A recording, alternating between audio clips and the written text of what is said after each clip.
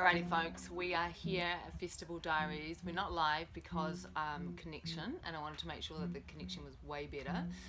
We're here in the safe space today, Festival Diaries, day number 3, I think, and this mountain man beside me, I have to call you that, Rayna. This is Rayna.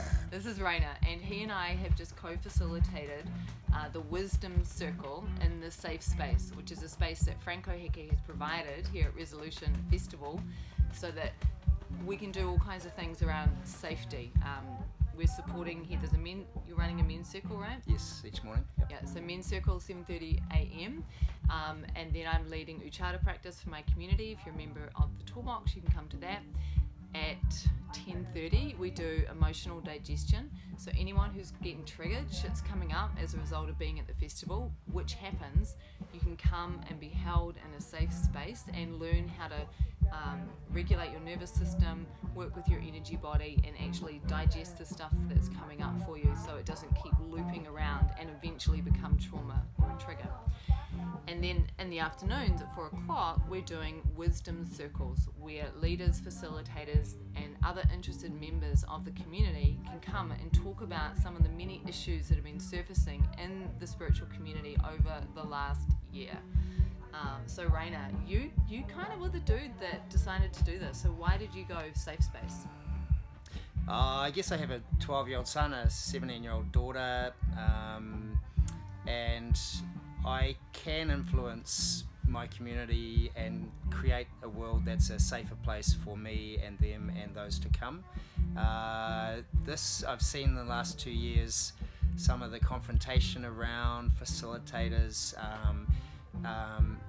the polarity of opinion, obviously with COVID, and the way people have been speaking and treating each other, but also how that's overflowed into this festival space. This Spirit Fest and Resolution have the opportunity to be the safest, most beautiful family-friendly spaces. It takes a little bit of infrastructure around providing a place to communicate, to express when there are issues, and create a community-led solution focus towards how do we then address the things, because it's organic, it's different this year to last year. It's a different issue that's arising. Sometimes there's similarities, but each in its own unique merits, is how we approach, and we can do that as a team, as a community. And the wisdom is not here in me or in you. There's plenty here, there's plenty in some of the leaders, but the wisdom of the community itself is where the potency of this space is as well. So even this gathering we just had, there were people that just came as participants that were curious about what is it, why are we discussing safety, and it's like they had incredibly important pieces of the puzzle. I love that, the collective wisdom, because one thing I've been seeing a lot is people are talking about the problems, and there are issues, there are problems, but when there's all this energy going toward the problem and the issue, it's like, no, let's take some of this energy and put it towards how do we respond, what's the solution, what's needed. And those of you who've been following me for the last 6 months, you know that I'm doing interviews with people around this topic. So Rayna reached out to me and said, I've seen what you're doing, let's create this space. And then you reached out to Franco. So what happened when you reached out to Franco? Franco was already partly onto this, and he just needs other people to take up the impulses.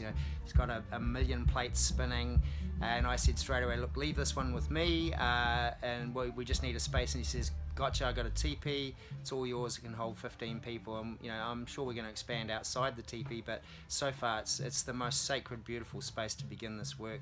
And this work is expanding quickly. We have a vision to make this a new festival normal culture, the culture of each of us like brothers and sisters, keeping each other safe, holding each other accountable, having the tools to be able to respond to challenges in ways that are loving and supportive and make people feel safe to show up and be honest around, I slipped up there.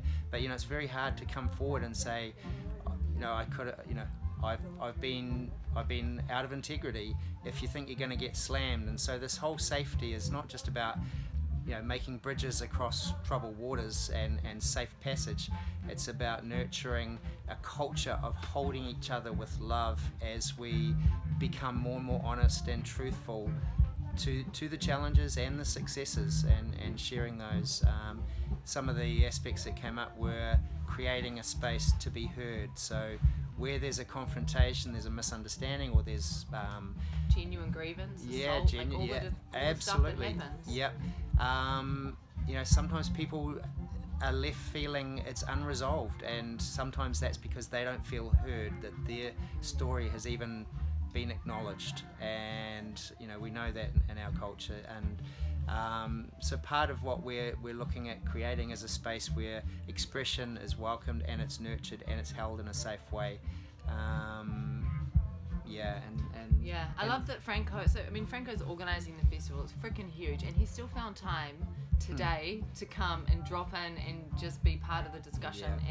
He's really on board with this, and I think that sometimes people don't realise the extent of the number of conversations that have been going on in the background, and the work that has been going on in the background, asking these questions in terms of what needs to be done to keep people safe, and how do we hold each other to account, and how do we actually move away though from cancel culture, because cancel culture is not that causes a harm in and of itself. Right? So if we want to be a community of people together, how do we move away from rejecting or ostracizing or demonizing or vilifying people? And like you said, right, how do we hold people with love? Right? When there's a willingness to change or a willingness to step forward, there has to be a space to do that. Yeah. So we're creating a concept of safe as a way of being as a community. That takes community involvement. Every idea is valid. Every offering is there to be heard. And so if you feel a calling to join us, you don't have to be, you don't have to have a scientific background in how to hold space, or and culture of community, and every idea has its value. So we welcome the community to be involved in this. Leaders, particularly people that can take this and offer it to their networks. Fantastic. We're doing it for the love of it. Yeah. I don't know if you guys can hear the background music. It just got a little louder. Double happies. They've been killing it for the last hour. Double happies? Yeah, oh my goodness. Okay, we're going to have to wrap this up. Yeah. Point is, shit's going down. People are looking at providing solutions. There is a safe space here. We're looking at culture change from the ground up. And I just want to acknowledge all the people that have been having the conversations, that are stepping forward with solutions. And if you're one of those people that has been upset about some of the stuff that's going on, realize that you do have the power to contribute towards solutions. If you've got a really good idea of how things could be addressed, know that Franco is totally open to doing this. This is a good example of it, right? This his eyes just lit up when we said, we can take this and run with it. So this is such a safe festival, and we're striving for excellence now. Yeah, I love that. That came through really clearly. It's like, this is a safe festival and we're striving for excellence, because shit does happen, but it's how we respond to it and what we bring in as a result of it. So and it's a community effort. So this is reaching out to each of you, and we just offer our love and our support, no matter what level of situation you're in, and some people are hurting deeply, and others are dancing around freely, but tomorrow's a new day, and so we just embrace everyone as they are, and we just welcome you as you are, in your honesty and in your truth, to join us. Awesome. So I'll be back tomorrow with another Instagram Live, Festival Diaries number 4 maybe tomorrow. I think this is number 3. Rayna, thanks for squeezing into the frame. We had to be really close because we don't have microphones. I left them in my tent, which is like a 10-minute walk away. Hasn't been so bad though. No, it's been sweet. Smell pretty good. All right, we're going to go dance now. Bye all. Bye-bye.